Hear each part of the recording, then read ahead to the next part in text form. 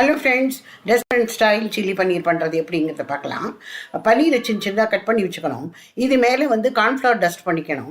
அதுக்கப்புறம் அதுலேயே கொஞ்சம் பெப்பர் பவுடர், கொஞ்சமாக சால்ட்டு, சில்லி ஃப்ளேக்ஸ் எல்லாத்தையுமா போட்டு நல்லா கோட் ஆகிற வரைக்கும் நல்லா மிக்ஸ் பண்ணிவிட்டு கொஞ்சமாக ஒரு 2 டீஸ்பூன் எண்ணெயை விட்டுட்டு இதை ஷாலோ ஃப்ரை பண்ணி எடுத்துக்கணும். நான் இங்கே டீப் ஃப்ரை பண்ணலை.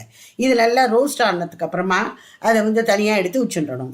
இப்போ இதே பேனில் இன்னும் 2 டேபிள் ஸ்பூன் எண்ணெயை விட்டுட்டு அதில் ரொம்ப ஃபைனாக கட் ஆகிருக்கணும் green chilli, ginger and garlic இதெல்லாம் நல்லா ஃப்ரை பண்ணிவிட்டு அதில் ஆனியன் அண்ட் கேப்சிகம், டொமேட்டோஸ் இதெல்லாம் குவார்ட்டர்ஸில் கட் பண்ணியிருக்கணும்.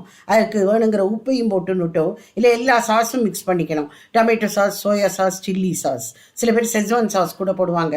அதெல்லாம் போட்டு மிக்ஸ் பண்ணிவிட்டு பன்னீரையும் போட்டுட்டு இதை ஸ்லரி போட்டுக்கணும், கார்ன்ஃப்ளவர் போட்டு இறக்கினா ரெடி.